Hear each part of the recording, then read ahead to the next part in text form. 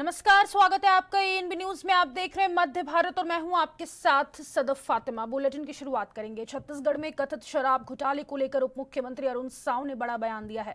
उन्होंने आरोप लगाया कि राज्य में आपराधिक सिंडिकेट बनाकर 2000 करोड़ रुपए से अधिक का घोटाला किया गया है। इस मामले की जांच प्रवर्तन निदेशालय यानी ईडी कर रही है। जांच में जो तथ्य सामने आए हैं उनके आधार पर ही कार्रवाई जारी है। उन्होंने कांग्रेस पर निशाना साधते हुए कहा कि हर बार जब भी कार्रवाई होती है कांग्रेस इसे राजनीति से प्रेरित बताने लगती है।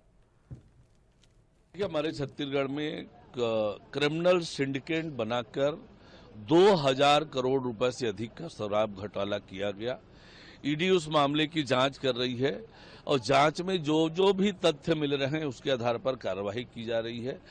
और शराब घोटाले से संबंधित जितनी प्रॉपर्टी ईडी के ध्यान में आ रही है, ईडी को जिस पर साक्ष्य मिल रहा है उन सबको अटैच कर रही है और स्वाभाविक जांच की प्रक्रिया है। सर, जैसा आपने कहा कि बेस्ड ऑन एविडेंस पूरे एक्शन लिए जा रहे हैं, लेकिन कांग्रेस और कांग्रेस के लीडर ये कह रही है कि पॉलिटिकली मोटिवेटेड है पूरा मामला। हर कार्यवाही में कांग्रेस यही कहती है, हर कार्यवाही में ये रटा रुटाया घिसा पिटा उनका आरोप है। वास्तविकता ये है कि छत्तीसगढ़ में शराब घोटाला हुआ था, 2000 करोड़ रुपए से अधिक का घोटाला हुआ था और घोटाले से संबंधित जो भी प्रॉपर्टी है वो स्वाभाविक रूप से जांच एजेंसियां उनको जब्त करती है, अटैच करती है।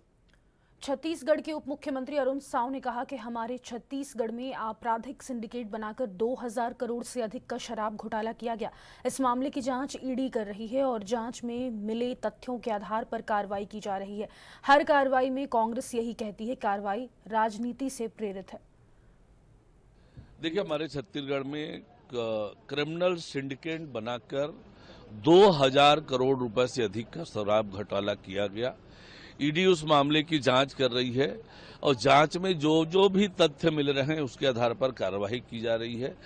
और शराब घोटाले से संबंधित जितनी प्रॉपर्टी ईडी के ध्यान में आ रही है, ईडी को जिस पर साक्ष्य मिल रहा है उन सबको अटैच कर रही है और स्वाभाविक जांच की प्रक्रिया है। सर, जैसा आपने कहा कि based on Akhil Bharatiya Congress committee की बैठक पर कांग्रेस सांसद दिग्विजय सिंह ने कहा कि जिला कांग्रेस कमेटी के अध्यक्षों की नियुक्ति के लिए अखिल भारतीय कांग्रेस कमेटी देश भर में अपने पर्यवेक्षक भेज रही है। कांग्रेस सांसद और लोकसभा में विपक्ष के नेता राहुल गांधी ने कांग्रेस अध्यक्ष मल्लिकार्जुन खड़गे के साथ मिलकर कुछ योग्यताएं तय की है। जो भी मापदंड हैं उनका पालन किया जाना चाहिए। दूसरी बात, मेरा सुझाव है कि किसी भी ऐसे व्यक्ति को इस पद के लिए नहीं चुना जाना चाहिए जो हाल ही में किसी दूसरी पार्टी से कांग्रेस में शामिल हुआ है। पूरे देश में एआईसीसी जिला कांग्रेस कमेटी के अध्यक्षों की नियुक्ति के लिए एआईसीसी के पर्यवेक्षक भेज रही है और मध्य प्रदेश कांग्रेस कमेटी ने भी पर्यवेक्षक भेजे हैं। और राहुल गांधी जी ने और माननीय खड़गे जी ने कुछ उनकी अहर्ताएं तय की हैं कि वो किस प्रकार का चयनित व्यक्ति होना चाहिए। जो भी क्राइटेरिया है उस क्राइटेरिया का पालन पूरा होना चाहिए। एक दूसरा, मेरा ये उस क्राइटेरिया में एक और सुझाव है, ऐसा कोई व्यक्ति नहीं होना चाहिए जो दूसरी पार्टी से कांग्रेस पार्टी में अभी कुछ दिनों पहले आया हो। तीसरा मेरा ये भी है कि जिनके 5 साल पूरे हो गए हैं उनको स्वमेव परिवर्तन के लायक मानना चाहिए। मैं अपनी तरफ से किसी का नाम नहीं दे रहा हूं। मेरे पास चारों तरफ से आ रहे हैं कि मैं उनकी पैरवी किसी पर्यवेक्षक के सामने करूं। मैं नहीं करने वाला, क्योंकि मैं इसमें पार्टी नहीं बनूंगा। मेरी एक ही प्रार्थना है सभी से, अगर वो किसी भी व्यक्ति का नाम ले रहे हैं तो जो क्राइटेरिया क्या है पर्यवेक्षक से पूछ लीजिए और उस क्राइटेरिया के अनुसार होना चाहिए। छत्तीसगढ़ के गौरेला में जिला भाजपा कार्यालय में पत्रकार वार्ता आयोजित की गई है। छत्तीसगढ़ के पूर्व कैबिनेट मंत्री डॉक्टर कृष्णमूर्ति बांधी ने पत्रकार वार्ता को संबोधित किया और कहा कि नेतृत्व की सरकार ने सफलतम 11 वर्ष पूर्ण किए हैं। साथ ही उन्होंने सरकार की उपलब्धियां गिनाई।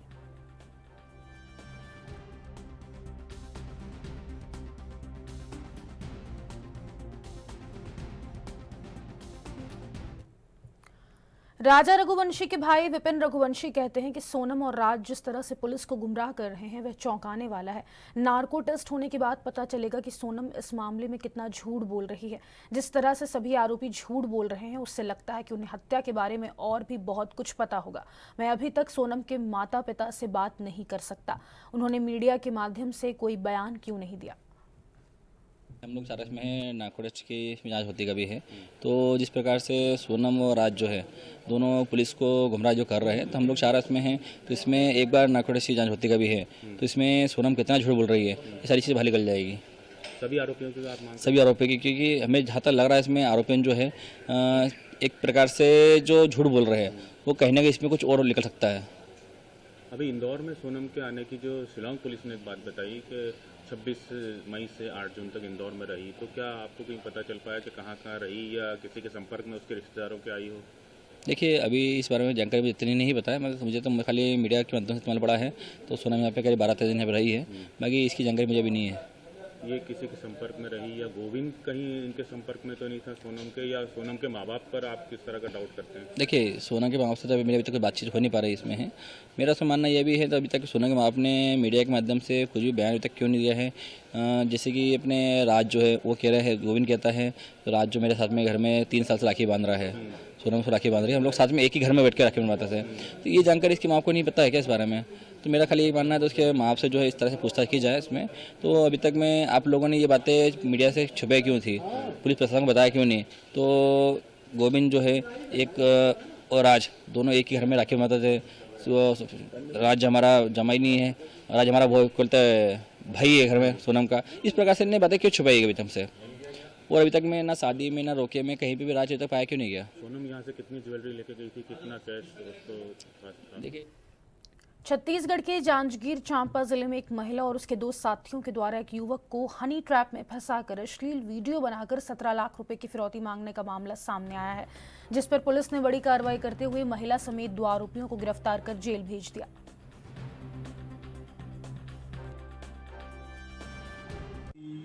कल रात 10 बजे एक बसंतपुर गांव के बुधराम साहू नामक व्यक्ति ने पुलिस में थाने में रिपोर्ट की कि उसके लड़के किशन साहू को किसी ने अपहरण कर लिया है और 17 लाख की फिरौती मांग रहा है और उसके लड़के के मोबाइल से ही फ़ोन किया है। तो पुलिस को प्रथम दृष्टया मामला ऐसा लगा कि मिली भगत का मामला तो नहीं है, बट पुलिस तो किसी हर मामले को गंभीरता से लेती है और पुलिस ने जब उसके बताए हुए पते पर पैसे ले जाने का नाटक किया और जब वहाँ पुलिस पहुँची तो एक सह आरोपी जो कि पुलिस को देख के भाग रहा था, अभय सूर्यवंशी, उसको पुलिस ने दौड़ा के पकड़ा खेतों में और अपहरित युवक भी वहाँ पेड़ से बंधा हुआ था किशन साहू।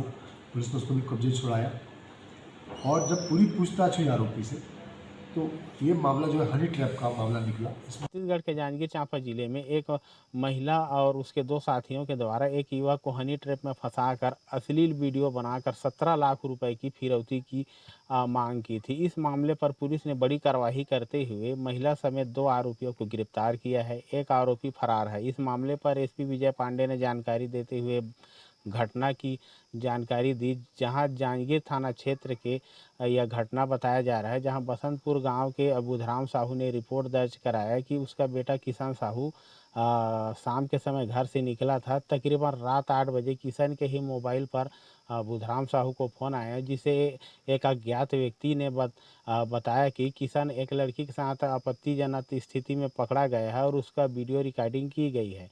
उसे छुड़ाने के एवज में 17 लाख रुपए की मांग की और पैसा नहीं देने पर जान से मारने की धमकी देते हुए गाली गलौज किया गया। पुलिस ने इस मामले को गंभीरता से लेते हुए जांजगीर थाना और साइबर सेल टीम ने तत्काल कार्रवाई करते हुए आरोपी के लोकेशन को ट्रेस कर उन्हें पहरिया के आगे एक खेत के बीच स्थित एक बोर वाले मकान में से गिरफ्तार किया गया। पुलिस ने किशन साहू को सकुशल बरामद किया गया। मौके से आरोपी अभय कुमार और आशा बेगम उर्फ अस्मिता साहू को गिरफ्तार किया गया है और एक आरोपी मौके से फरार था।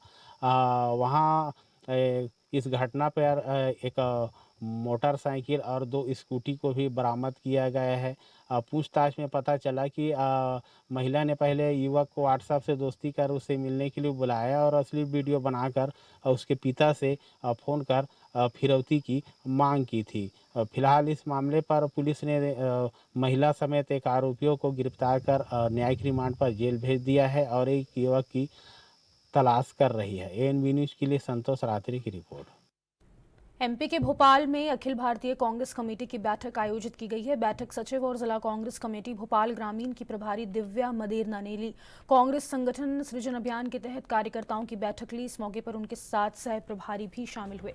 दिव्या मदेरना ने बताया कि राहुल गांधी ने संगठन सृजन अभियान को लॉन्च किया है। भोपाल ग्रामीण की विशाल बैठक का आयोजन हुआ है।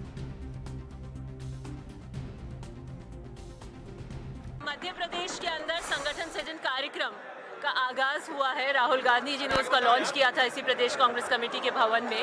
उसी के तहत भोपाल ग्रामीण की डीसीसी की बहुत बड़ी विशाल बैठक आज आयोजित की गई है और कार्यक्रम की विस्तार से चर्चा करके पूरे समस्त कार्यकर्ताओं को आगे के प्रारूप को भी बताया गया है कि किस तरीके से एक निष्पक्ष रूप, पारदर्शी रूप से राहुल गांधी जी डीसीसी के अध्यक्ष का चयन करना चाहते हैं कार्यकर्ताओं की भावना के अनुरूप, और किस तरीके से ये कार्यक्रम आने वाले दिनों में चलेगा उसका प्रारूप हमने उनके समक्ष रखा।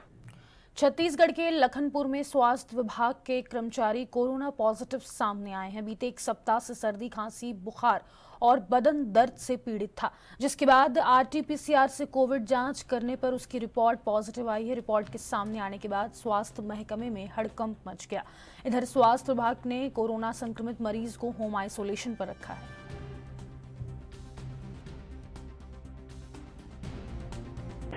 एक पेशेंट जो कि हमारे स्वास्थ्य विभाग को ही बिलोंग करता है और रहने वाला लखनपुर का है। लखनपुर से 1 हफ्ता से उसको सर्दी खांसी थी और अभी हाल में ही वो बिलासपुर किसी काम से गया हुआ था। तो लगातार 5 दिन 6 दिन से उसको सर्दी खांसी, शरीर में दर्द, बुखार वगैरह था। तो इस कारण से सभी जगह जैसे एहतियात तौर पर ये बोला गया है कि जो भी सर्दी खांसी के अभी इस मौसम में मरीज मिल रहे हैं उन सभी को एक बार कोविड के टेस्ट जरूर करा लेना, ताकि इस चीज़ की पुष्टि हो जाए, क्योंकि इस मौसम में अन्य सर्दी खांसी के वायरस के साथ साथ कोविड के भी वायरस अपने भारत में विद्यमान है, छत्तीसगढ़ में भी। आगे बढ़ेंगे। छत्तीसगढ़ के जांजगीर चांपा जिले में 6 साल की बच्ची के लापता होने का मामला सामने आया है। दरअसल बच्ची आम तोड़ने गई थी, जहां एक कार ने उसे ठोकर मार दिया। बच्ची को एक्सीडेंट करके इलाज के लिए बिना परिजनों को सूचित किए ले गया था। परिजनों ने आसपास के अस्पतालों में पता किया, लेकिन फिर भी पता नहीं चला। थाना बलौदा में गुमशुदगी की रिपोर्ट दर्ज कराई और मामले की जांच शुरू हुई।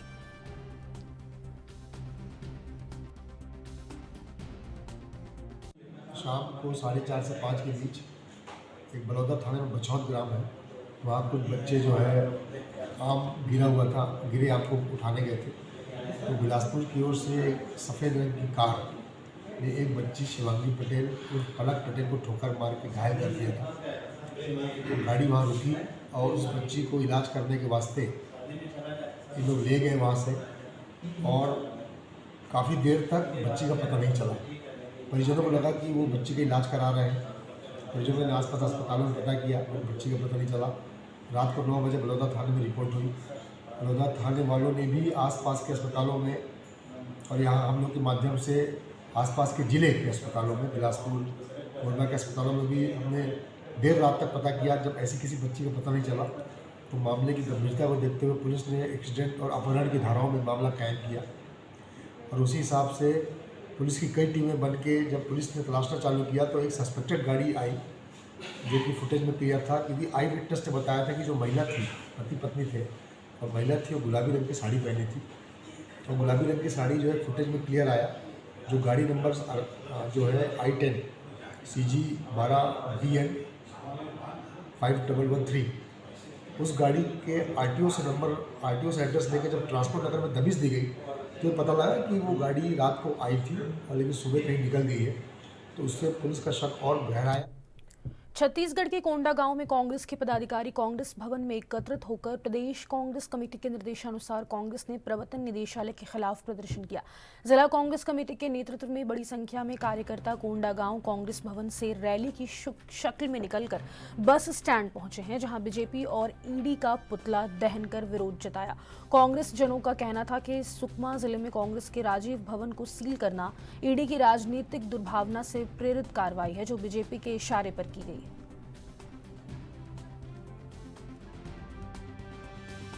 देखिए, कहीं ना कहीं सबका मिली भगत है, शासन प्रशासन का और रेत माफियाओं का। ये लोग सबको बांध के रखे हैं और ये सब धड़ल्ले से अंधा कानून रावणराज चल रहा है। सर, विपक्ष मौन क्यों है?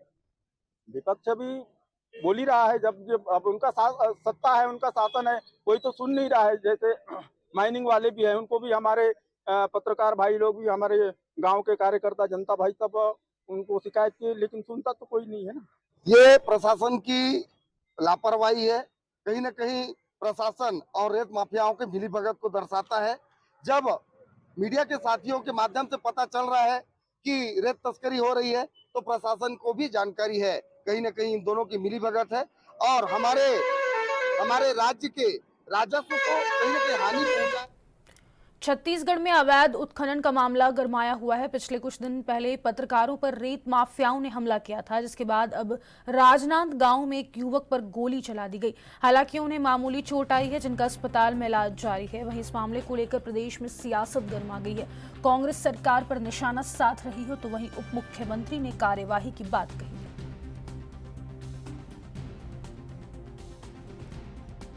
सामने आई उसकी, और दूसरा प्रसूता मौत मामले में दो गांव के, इसे एक बार बताइए। राजनांद गांव में रेत माफिया ने जिस प्रकार से एक आदिवासी युवक के ऊपर में गोली चलाया, उसके बाद पूरे गांववासी आहत थे।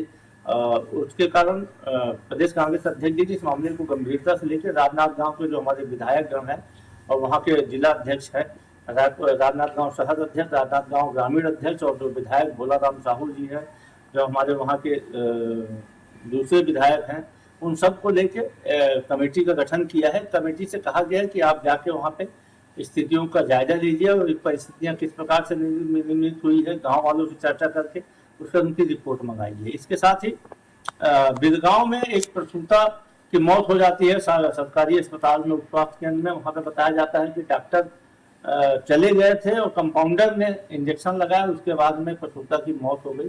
इस मामले को भी प्रदेश कांग्रेस ने देखिए, हमारी सरकार भी बहुत ही सजग है और जहां पर भी इस प्रकार की घटनाएं हो रही है उस पर कड़ी कार्रवाई पुलिस के द्वारा की जा रही है, प्रशासन के द्वारा की जा रही है। छत्तीसगढ़ में किसी भी माफिया को पनपने नहीं दिया जाएगा। आप लोग देख रहे हैं कि लगातार ठोस और मजबूत कार्रवाई माफियाओं और जो अवैध काम करने वाले हैं उन पर लगातार कार्रवाई हो रही है। किसी को भी बख्शा नहीं जाएगा जो कानून अपने हाथ में लेगा, चाहे वो कोई कितना बड़ा भी आदमी क्यों ना हो। छत्तीसगढ़ के बहुचर्चित 2161 करोड़ रुपए के शराब घोटाले की जांच कर रही प्रवर्तन निदेशालय ईडी ने बड़ा एक्शन लिया, जिसमें सुकमा स्थित कांग्रेस भवन को प्रोविजनली अटैच कर दिया है। वहीं कांग्रेस के प्रदेश अध्यक्ष दीपक बैज ने जमकर निशाना साधा और कहा कि जिस तरह से केंद्रीय एजेंसियां भारतीय जनता पार्टी के इशारे में काम कर रही है, घोर आपत्तिजनक है। वहीं इस मामले को लेकर उप मुख्यमंत्री अरुण साव ने भी निशाना साधा है। देखिए, हर एक मुद्दे पर कांग्रेस इसी तरह से बात करती है, रटा रुटाया ये कांग्रेस का एक्सप्लेनेशन होता है।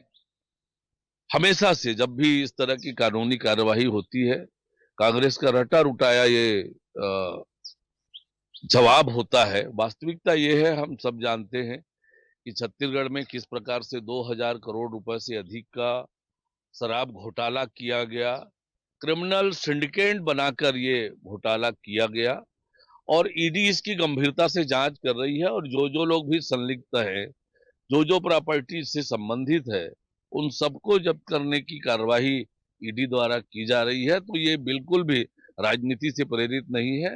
वास्तविकता ये है कि साक्ष्यों और तथ्यों पर आधारित ये कार्यवाही है। देखिए, जिस तरह से सेंट्रल एजेंसियां भारतीय जनता पार्टी के इशारे पे काम कर रही है, घोर आपत्तिजनक है।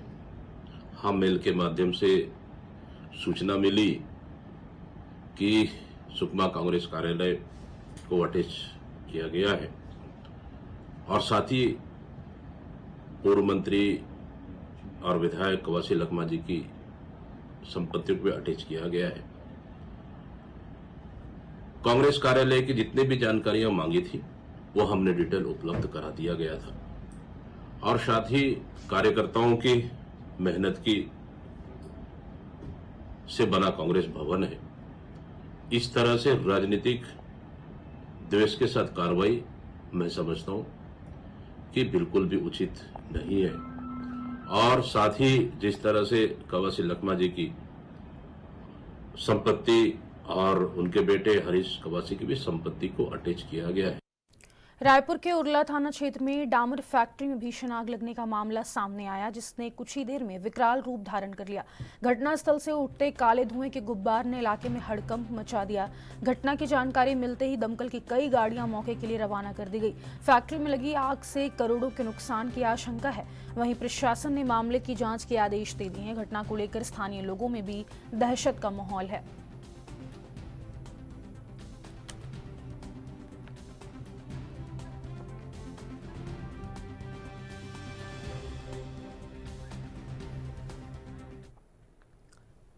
फिलहाल के लिए इस बुलेटिन में बस इतना ही। मुझे दीजिए इजाजत। नमस्कार।